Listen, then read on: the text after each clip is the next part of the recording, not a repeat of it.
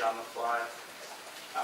This is a group of people. This was a really cold, rainy day in March, and this was the group we were helping. I wrapped her feet, and my friend wrapped another woman's feet, and then they just decided they wanted to keep walking. So this is about 40 miles from any major city. We're really literally in the middle of nowhere. And that night it probably got down to 20 degrees outside. This is a shrine to commemorate a woman, a 14-year-old girl from El Salvador, whose body we found. I didn't find it, a few friends found it. There was another friend who also got a littering ticket for putting out water. 2 days later, he found her body.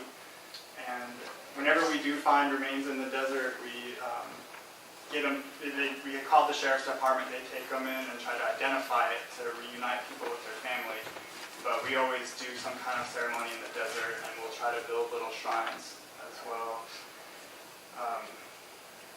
And this is just a picture from one of the mountain ranges. This is what the desert looks like. I mean, it's just huge, vast nothingness. And people, I think, don't really have an idea of when they're crossing the border. I mean, Tucson's like another 30 miles back here.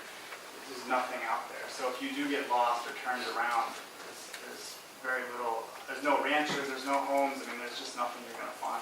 So trying to get a sense of how remote the situation is. So I wanted to speak briefly about kind of what happened to me legally. It was winter 2 years ago in 2008. So like I was saying, we put water out. We do it in a very systematic way.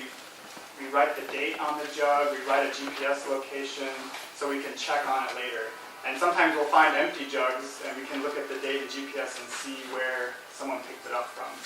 So I was doing this normal kind of route, and a Border Patrol agent saw us, which is pretty normal. We see Border Patrol all the time.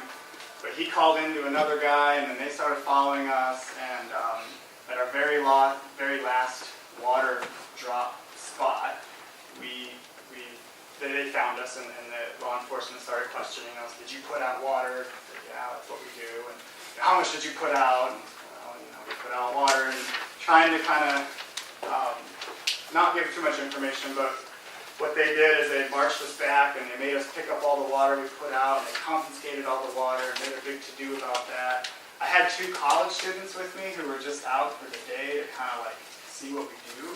And so all of us got tickets, 4 of us total. Even the college students, and I was trying to say, hey, don't give them tickets, they're just, here for the day, and the officer, no, we've got to give you all littering tickets. And so I was talking to the Border Patrol agent, and then the officer that was actually writing the tickets was inside one of the trucks here. And so that kind of started a whole thing in motion for me that lasted still today. I decided it's a littering ticket, so you can pay it. It's like $175. And it was on federal land, so it's a federal ticket. And I said, no, I'm not going to pay it. I don't think this is garbage or trash. And actually, we were picking up trash that day too, so when they first found us, all of us had our hands full of empty jugs that we were cleaning up. So we were taking out more empty jugs than the full ones that we left behind. So we were actually unlittering more than we were littering. The officer didn't really care about that too much. So they made a big fuss about it. I decided I wasn't going to pay it. And what they did was they dropped the tickets for the 3 people that were with me, and they decided to just go after me by myself. They didn't give a reason. They don't have to give a reason. That's just what they decided to do. And so I ended up having a full-blown trial in the summer of 2009. So it was 12 people on a jury, federal judge, United States attorney, so it was United States of America versus me. Kind of intimidating. And for littering, for putting out water. And that was a 3-day, really intense experience to go through a federal trial like that. I had a lawyer. We all have a few lawyers that do pro bono work with us. Very cool people, and really supportive of the humanitarian work that we do. So I was very thankful for that. The jury, for the most part, kind of sat there and just scowled at me for 3 days. They weren't very sympathetic. They weren't a jury of my peers. Kind of as we're told, you get a jury of your peers, so that these people were not my peers. They really were very unhappy with immigration, and just you could just tell they were very angry. There was two people that seemed somewhat sympathetic, and so when they originally had to come to a verdict, it was 2 against 10.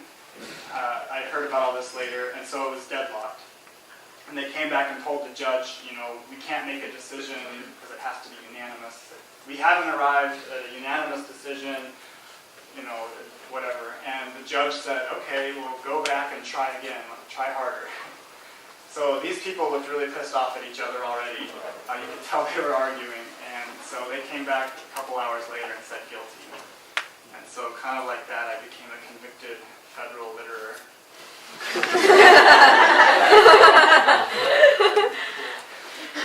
So that was last summer, and I was starting graduate school, seminary school here in Los Angeles, and they scheduled they call the sentencing hearing right before I started school. So 2 weeks before I moved to LA, I had to go, and they were going to tell me what my punishment was. And I wasn't expecting it, but the judge gave me $300 of community service. Plus said I was banned from ever going back on the wildlife refuge, and I have probation. I'm on federal probation. So I have a parole officer right now. I have to check in once a month and do all those wonderful things. If any of you are familiar with that great system. So I had all this community service, and I thought, well, heck, what I was doing was a community service. I was doing humanitarian work, so why should I I should just keep doing that. And so I wrote the judge a letter a couple months later, and I said, I refuse to do your community service. I'm already doing community service. No, thank you very much. The judge didn't find that very humorous. And so she said, okay, that's great. How about 300 hours of community service or 600 hours of federal prison? You get to pick. So I said, yeah, okay, I'll do community service. Fair enough. And then thankfully, there's 2 of us that both got these littering tickets, and the other guy was about 9 months before mine, and we appealed, we go to the 9th Circuit Court. For any of you that are pre-law, this will be like nothing. For those of you that aren't pre-law, this is all gibberish, and for me it's gibberish too, but it appealed, went to the 9th Circuit Court, and they took several months, and they finally came back a few months ago and said, yeah, a brand new sealed jug of water is not garbage. So no littering ticket for you. I thought, oh, great. So right now we're just waiting for paperwork to go through, and they're actually going to completely drop all of our littering charges. So that's about 2 years after all this stuff went down. So I'm very grateful for that. And just to kind of add a little politics to it, there was 3 judges at the 9th Circuit Court that made this littering decision. 2 of them said sealed brand new bottles of jugs are not litter, and 1 person dissented. He said, no, these people, humanitarians, are doing an awful thing, and they're trashing the desert, and these jugs are litter. And that judge was the same judge who wrote all the torture memos under Bush that basically said torture in Iraq and Afghanistan is okay. So I had the same judge.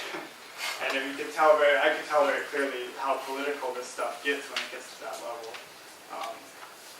So it's kind of interesting, small world things like that I would never think that my littering ticket would be in the fate of some judge who authorized torture for the United States government.